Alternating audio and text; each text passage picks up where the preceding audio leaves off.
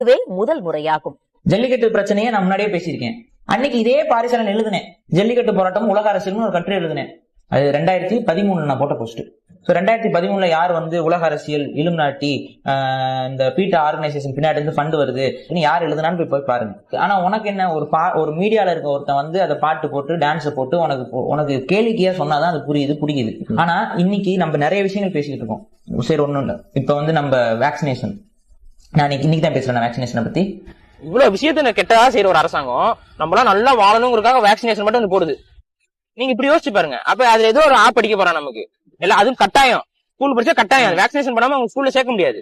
இதற்கு அடுத்து வேக்சினேஷன் ஒண்ணு கொண்டு வருவாங்க, அது கட்டாயமாக்கப்படும். புரியுதுங்களா? இது கட்டாயமாக்கப்படும். வேக்சினேஷன் கட்டாயம் மக்கள் செய்யப்பட வேண்டும் அப்படின்னு சொல்லி வேக்சினேஷனை கொண்டு வந்து போடுவார்கள். இன்னும் கொஞ்ச நாள்ல பாருங்க, தடுப்பூசியும் கொண்டு வந்து குத்துவான். உன்னால தடுத்து ஒன்னும் பேச முடியாது, நீ வாங்கிட்டு போயிட்டு இருப்ப.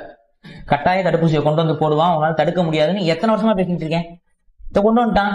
CNN now confirms that the FDA has officially given the green light for the Pfizer coronavirus vaccine. The first COVID vaccine shots can be administered to Americans within days. தடுப்பூசி செலுத்தாதவர்கள் மீது முக்கியம் நடவடிக்கை எடுக்க வேண்டும் என அவர் அறிவிப்பு வெளியிட்டிருந்தார். அந்த அறிவிப்பு வரைக்கும் இது மூலமாக இந்த அறிவிப்பு மூலம் தடுப்பூசி கட்டாயமாக்கப்பட்டிருக்கிறது.